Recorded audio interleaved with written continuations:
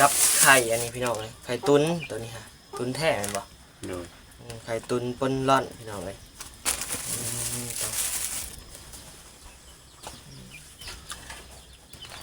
ได้ข่าวว่าสิได้มาเงินครัวเก่าบ่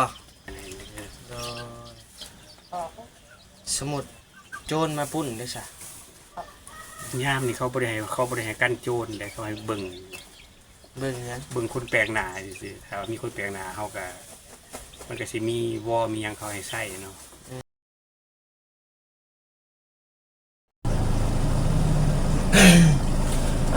ตัวพี่น้องเลยมานิ้วกับพอได้มาเงินในอาจเฮิงแล้วพี่น้องเลยคือว่า2 มื้อ 3 มื้อนี่แหละพี่น้องเลยบานิ้วบ่ได้มาบ่ได้เข้ามาเยี่ยมมายามเพิ่นพี่น้องเลยเพิ่นกันเนาะฝนตกหนักเอาดิพี่น้องเลยสั่นเถอะกล่องเนาะรถสั่นพี่น้องเลย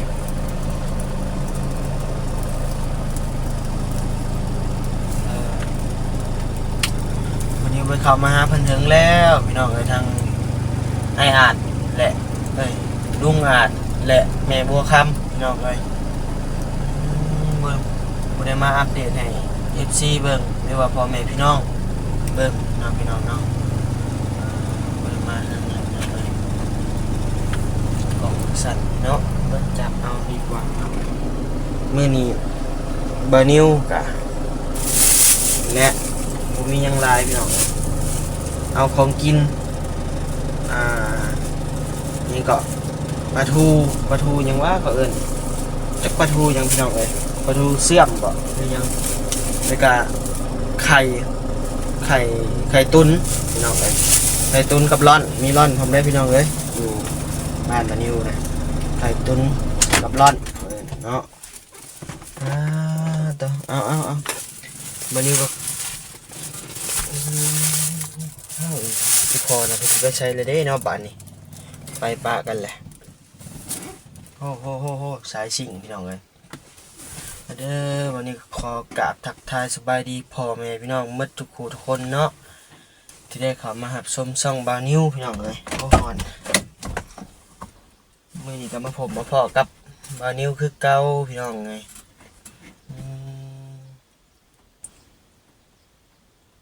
รถแต่งเพื่อนพี่น้องเลยพอลงนะไปหาเป็นลมในอ่านน้ำกันพี่น้องเลยเนาะวานนี่เบิ่งมาหาเรามันมือวานนี่ก็ได้ชื่นกับบรมา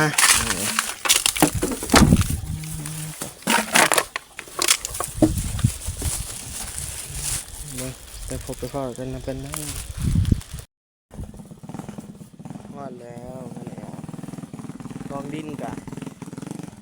เริ่มมืดแล้วพี่น้องเอ้ยเรือ2 กองซะไหลเป็นกองใหญ่เนาะพี่น้องเนาะเรือ2 กองพี่น้องเอ้ย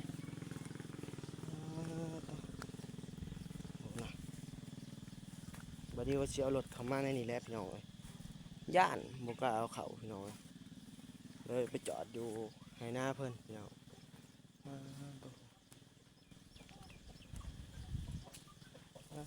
โตเห็ดช่างเด้ผู้นี่เนาะกินมะม่วงสบายดีเลยเด้อแม่บัวคำเด้อโดยมากินมะม่วงสบายดีโดยอีอันนี้กินเลยโดยแล้วอันเฮือนครัวก็ได้เนาะพี่น้องเอ้ยเฮือนครัวใหม่เพิ่นพี่น้องเอ้ยมีไผเข้ามาหน่อยเนาะมาหาจำมื้อนี้เรา2 คนอยู่บ่ไผเนี่ยบ่จื้อชื่อเฮือนครัวเพิ่นแล้วพี่น้องเอ้ยคุณนะแล้วเรียบร้อยพี่น้องเอ้ยบัดเฮือนครัวเก่าเด้เห็นได้บ่เก่าฮะเอารถบ่นิวชนเลยบ่จังมากอยู่มันทางมันบ่มีเอารถบ่นิวชนเลยบ่บึ้มบาทเดียวเลยพี่น้องเอ้ยเนาะเด้อว่าอยากว่าหัวกันพี่น้องเอ้ยเนาะบัดนี้ก็บ่กล้าชนคือกันได้เนาะแปลงรถก็หมดหลายพันเด้เนาะไปชนนี่เด้อเอาเดี๋ยวมื้อแรงบ่มื้อแรงเดี๋ยวสิมาลุยน้องเนาะไปหาทางอาดกันพี่น้องเอ้ย จะมานั่งง้อยเหงาโศกเศร้าผู้เดียวเท่ได้เนาะมื้อนี้ สบาย เอ ดี อโดยกล่องคือมาเบิดสูงเนี่ยเนาะพี่น้องเนาะ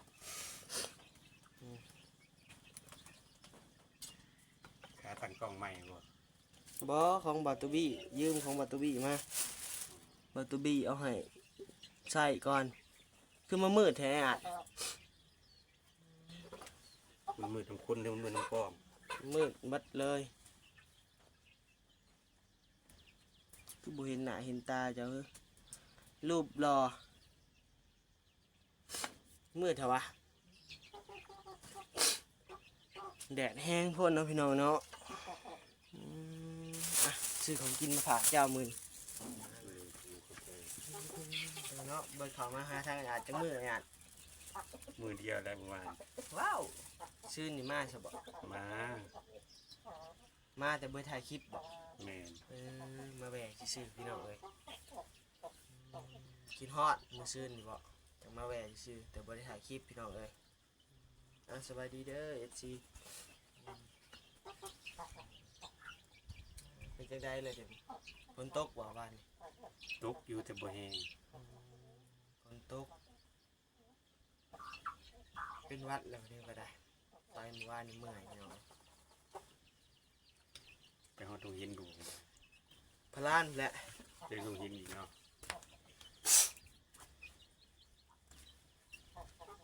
เลยยืมมาไปแก้วอีสัง แกวพี่ช้าง แก้วอยู่บ้าน ไปพะล้านเมื่อวานนี่ไปหาสะพรพี่น้องเลย บ่นิ้วก็บ่ว่างจังนี้เนาะ เห็นหน้าเห็นตาสะพอนแล้วบ่ เห็นแล้วถ้าได้พ่อนะพ่อตาเพิ่นพี่น้องสะพรก็ได้ไปได้กินข้าวกินน้ำแล้วบ่เจ้า ยังบ่เว้าก็ใช้ซื้อเอาอัน กระเปียกบ่ เปียกมาฝากให้ยังบ่ได้กิน แบบนี้ก็เอาอันนี้พี่น้องเลยนี่ปลาทูตุนบ่แม่นบ่โมแม่นเลยเนาะปลาทูยังเขาเอิ้นกับไข่อันนี้พี่น้องเลยไข่ตุนตัวนี้ฮะตุนแท้แม่นบ่ โดย ไข่ตุนปนร่อนพี่น้องเลย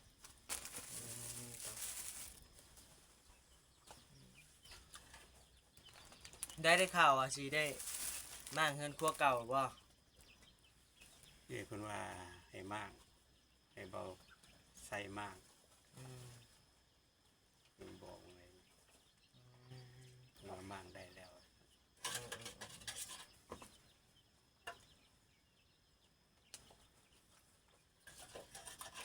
ข้อไก่กับมากบ่ ยังถวายก็ไก่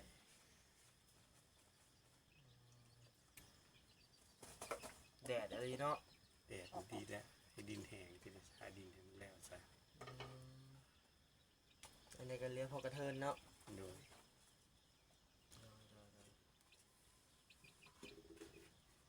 กระดองเมื่อเฮงเลยบ่ใส่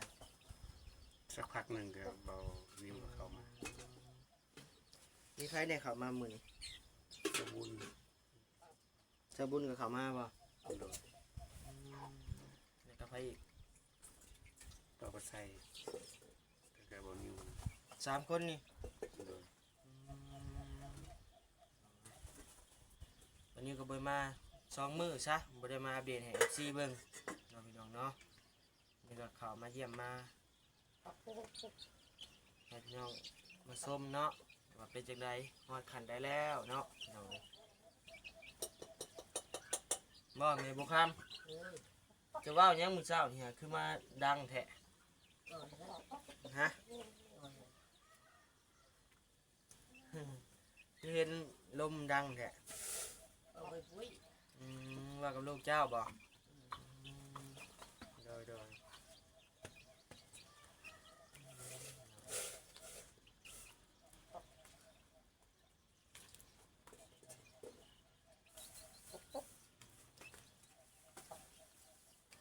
คือว่าข้าจะเฮ็ดเวียกบ่เจ้า อยากเฮ็ดเวียกแล้วมันอยู่ซื่อๆมันก็บ่ได้เงินได้คำ อยากเฮ็ดเวียกแก่กับยังไงจัง อยากเป็นยามเป็นหยังไปก็ได้เฮ็ดได้ เป็นยาม อยู่โรงงานก็เฮ็ดบ่ได้ดอกมือสั่น บัดเป็นยามเนาะ โดย ยามเพื่อนคนบ่ ยามเพิ่นคนยามหยังก็ได้นะ อืม แต่ว่าขอให้มีที่พักใกล้ๆแน่ อืม พอย่างไปได้ เป็นยามเนาะ โดย สมมุติเป็น ฝากบ่นิวหาให้เด้อบ่นิวเด้อ โดยโดย ฝาก FC บ่นิวนำเด้อเบิ่งให้เด้อบ่มีผลงานให้เด้อ โดยสมุดโจรมาปุ้นได้ซะ ยามนี่เขาบ่ได้ให้กันโจรแต่เขาให้เบิ่ง เบิ่งหยัง เบิ่งคนแปลกหน้าซื่อๆถ้ามีคนแปลกหน้าเฮาก็มันก็สิมีวอมีหยังเขาให้ใช้เนาะ อืม ตามที่ว่าเคยเฮ็ดมา อืม คันเห็นโจรเฮาสิไล่จับโจรนี่บ่ได้เขาบ่ให้ไล่จับได้ เห็นว่าเนาะอันยามมาโจรสิเข้ามาตี บ่ ต้อง ยังเขาให้ สู้ ดูแล ได้ ความปลอดภัย อื้อหือ ก็แล้วแต่มุมมองของเพิ่นเนาะคันว่าเพิ่นสิได้กันบ่ได้ผู้ค้าก็น้อม อืมโดยโดยถ้าเผาเพื่อนเผาซ่านละล่าเลยได้ โดย แบบ เฝ้า แสดง ห ว่า น้าโร มี ง คน งาน ไป เฝ้าห เงี น้าย โรงงานเปิดประตูมันยังก็ได้อยู่นะ โดยโดยเปิดประตูเป็นยามแต่บ่ยามบ่แม่นยามรักษาความปลอดภัยบ่ ก็อันเดียวกันนั่นแหละ อันเดียวกันบ่ เดียวกัน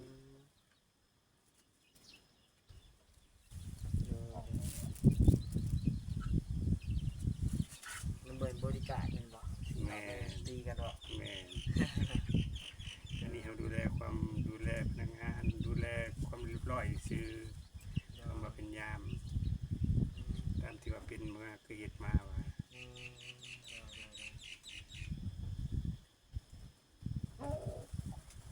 อันที่แล้วเพิ่น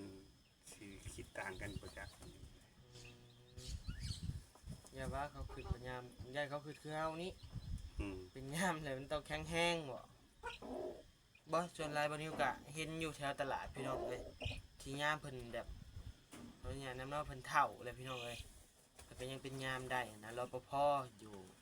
ลาวเอิ้น แม่น แม่นบ่ อยู่พุ่นก็รปภคือกัน แม่นบ่รปภถือว่ารปลว่าอย่างๆนะว่าม่วนว่าหัวพี่น้องเนาะเป็นรปภพี่น้องเอ้ย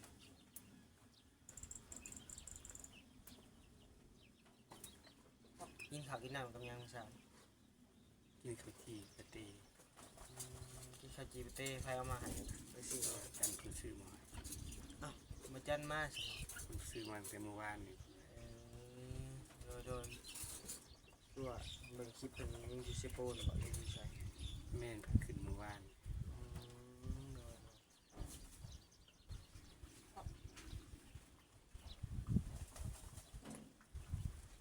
ยามหัวยามสวนกับยามนะเฮ็ดหยังก็เฮ็ดนะขอแต่ว่าคาถาว่าคิดว่าผู้ค้าเฮ็ดได้คาถาว่ามีตาสงสารก็ไปได้ทั้งนั้น โดย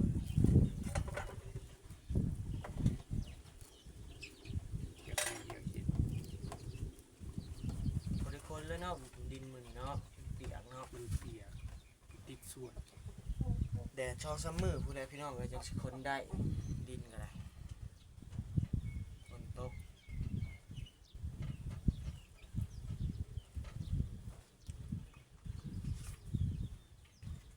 แม่งกระตุกแรงเนาะ เลย มั่งมันพวกเก่าพี่น้องเอ้ยมากออกกระโลกแล้วเนาะ เลย เท่แล้วบ่พื้นอยู่นั่นน่ะ ยังดินมันแน่น โดย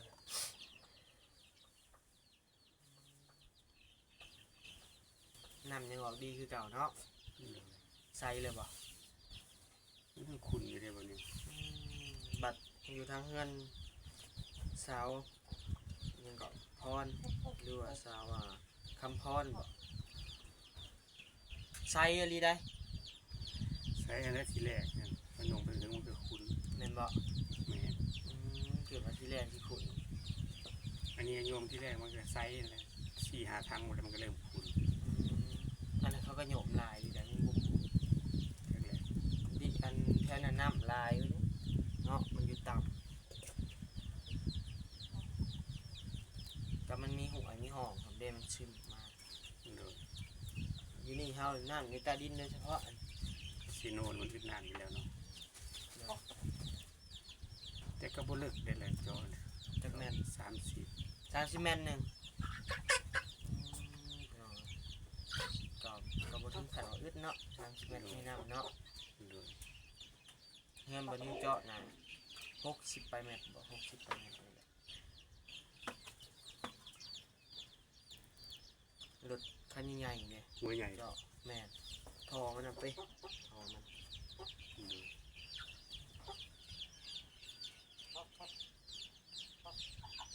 หมดน่ะยังบ่อึดน้ำเลยหมดน่ะบ่มีน้ำหมด เห็นบ่นี้ก็ใส่น้ำบาดาลบ่ใส่น้ำประปา บ่ใช่ธรรมดาน้ำประปามันบ่ออก บ่ไหล ช่วงนี้ในเมืองก็ใส่บาดาลหมดแหละประปาบ่ปานใดดอกแต่บ่ในเมืองอันนี้พวก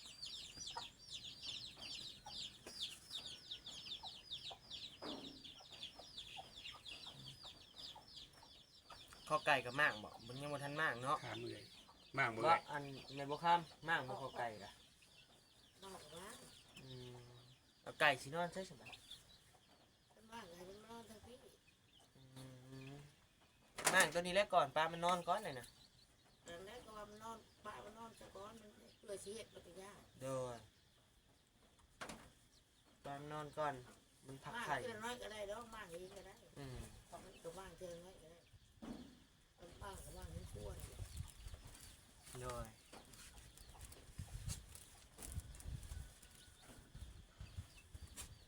เพราะว่าถ้าน้องบ่ทันนอนกินก้อนมากมื้อเดียวมันสินอนใช้คำ กิน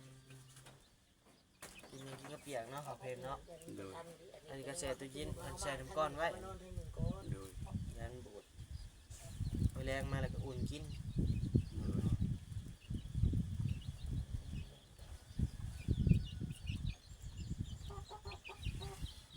กล้วยจะปลูกติดเซยเนาะแม่บ่คำเนาะ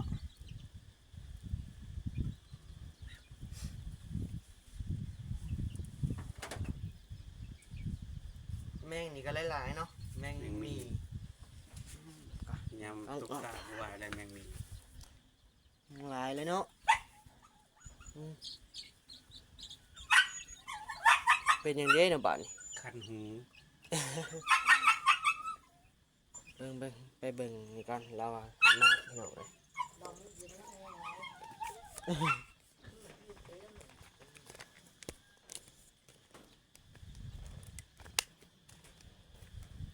ไปไทยมากนี่พี่น้องเลยมากเงินครัวเพิ่นเงินครัวตัวเก่าพี่น้องเลยมากหรือว่าลื้อพี่น้องเลยลื้อออกสิคนดินเขาพี่น้องเนาะแพงโซลาร์เซลล์นี่บ่ได้บ่ ได้อยู่ ได้บ่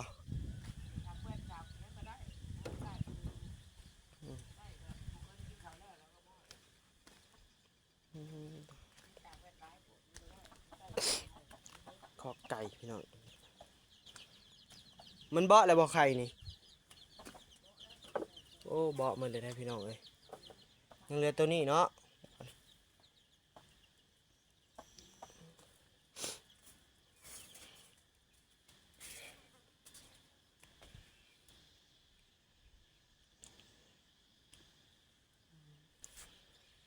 มั่งบ่ยากดอกเนาะนี่เนาะ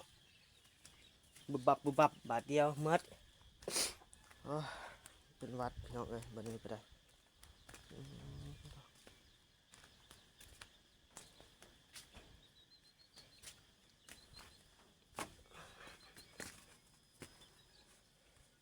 เฮ็ดเวียกก็เฮ็ดเวียกแนวอื่นบ่เอาบ่เฮ็ดบ่ได้เนาะ เพิ่นบ่เอาดอกชีวิตอื่น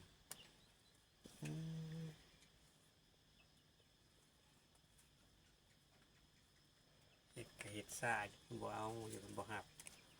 ก็เพิ่นฮับก็แฮงดีแล้วอยู่แนวอื่นก็เฮ็ด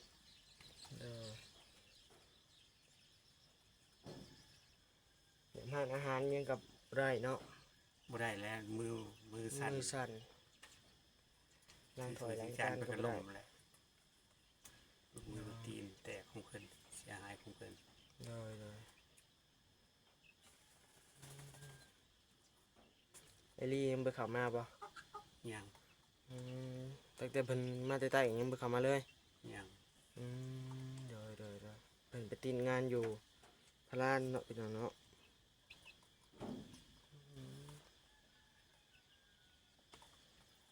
อ่ะบัดนี้ก็สิได้ขอลาจบคลิปก่อนเด้อพี่น้องเอ้ยบัดนี้ก็ได้บัดนี้สิลองพังเบิ่งว่าสิขึ้นไปหาไอ้สิงบ่หรือว่าแนวใดเนาะพี่น้องเนาะอืมแดดแห้งพี่น้องเอ้ยบัดนี้ก็ขอกราบสบายดีและสวัสดีเด้อพ่อแม่พี่น้องเบิดทุกผู้ทุกคนเนาะ โดยที่เขาได้เข้ามาหับชมซ่องบ่าวนิวจนจบคลิปเนาะพี่น้องเนาะท่านได้ที่เขาเม่นเขามากะวันนี้ก็ขอขอบคุณขอบใจเนาะที่เม่นมาให้กำลังใจเนาะโดยเฉพาะผู้ใหญ่ใจดีที่เม่นเข้ามาให้กำลังใจบ่าวนิวเนาะพี่น้องเนาะวันนี้ก็ขอบคุณขอบใจหลายๆเด้อกราบสบายดีและสวัสดีเด้อพ่อแม่พี่น้องเบิดทุกผู้ทุกคนเนาะ